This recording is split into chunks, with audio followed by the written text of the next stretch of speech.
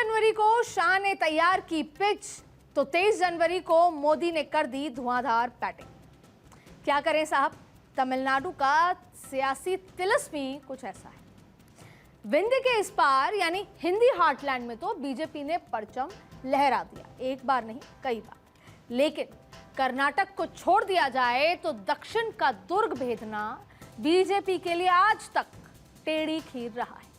अब बीजेपी के चाणक्य को यह अच्छे से पता है कि फिलहाल तमिलनाडु के तिलिस्म की चाबी अब तक बीजेपी के पास नहीं आई है, जो उनके खुल जा सिम कहते ही जीत का तोहफा उनको मिल जाए।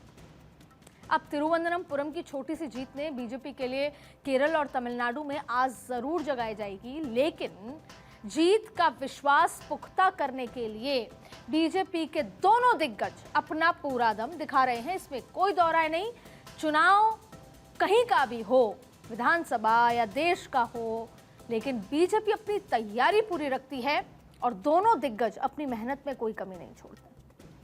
और तैयारी कितनी जमीनी है इस बार, वो मैं आपको बता देती हूं, और वो ये आंकड़े साफ तौर से आपको बताएंगे, अच्छे से समझा देंगे।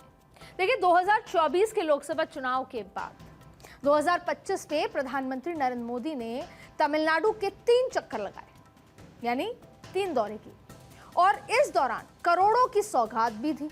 अब जैसे 6 अप्रैल 2025 को रामेश्वरम में 8,300 करोड़ की परियोजना का उद्घाटन किया। रामेश्वरम आपको याद दिलाएगा जब राम मंदिर का शिलान्यास हो रहा था।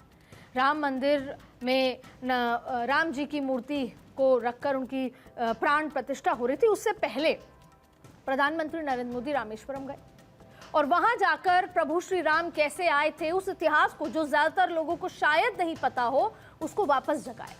बताया गया आज की जनरेशन को कि कैसे अयोध्या का और तमिलनाडु या रामेश्वरम का लिंक है, कैसे प्रभु श्री राम अयोध्या के हैं, लेकिन कैसे अपनी आखिरी लड़ाई के लिए रामेश्वरम जाकर उन्होंने पूजा की थी, अर्चना की थी, अपनी आखिरी लड़ाई की जीत के लिए आशीर्वाद लिया था। फिर मैं आपको बताऊं कि 26-27 जुलाई, जो कि 2025 की मैं बात कर रही हूं, उन 2 दिनों में भी तमिलनाडु गए थे। तो तूतीकोरिन में 4,800 करोड़ का विकास की परियोजनाओं का उद्घाटन उन्होंने किया था, शिलान्यास किया था। फिर गंगईकोंडा चोलपुरम में राजेंद्र चोल प्रथम की जयंती के कार्यक्रम में भी प्रधानमंत्री मोदी शामिल हुए, रोड शो भी किया। फिर 20 नवंबर 2025 को प्रधानमंत्री मोदी ने कोयम्बटूर के जो south India natural farming summit थी 2025 में, उसमें भी भाग लिया। और अब जनवरी बीतने से पहले ही एक बार तमिलनाडु पहुंच गए। ये तमाम आंकड़े बताते हैं कि कितनी प्रायोरिटी है तमिलनाडु की, जाहिर तौर पर। अब वहीं दूसरी तरफ अमित शाह भी पीछे नहीं है।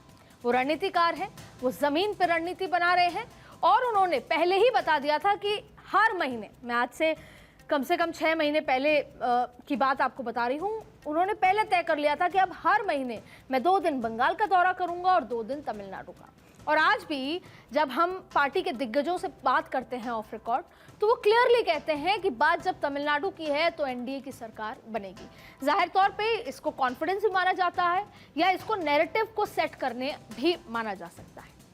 अब देखिए, अमित शाह ने पिछले साल यानी 2025 में तमिलनाडु में 5 दौरे किए थे, और फिर इस साल की शुरुआत में भी 4 जनवरी को शाह तमिलनाडु पहुंच गए थे। ये बातें मैंने सिर्फ आंकड़ा गिनाने के लिए नहीं बताई हैं। दरअसल ये तमिलनाडु में कमल खिलाने की मोदी शाह की इच्छा को बताता है, या यूं कहें अगर बहुत थोड़ा आगे जाके, कि उनकी जो भूख है कि किस तरीके से तमिलनाडु में इस बार तो कमल खिलेगा ही, ये उसको दर्शाता है। पर सवाल ये है कि क्या इनसे बीजेपी का दक्षिण विजय जो पूरा प्लान है वो कामयाब हो सकेगा, या फिर मोदी शाह ने वो गणित बिठा लिया है जिससे तमिलनाडु का तिलिस्म टूट जाएगा। तो आज के पॉलिटिकल कॉरिडोर में मैं इसकी चर्चा करूंगी।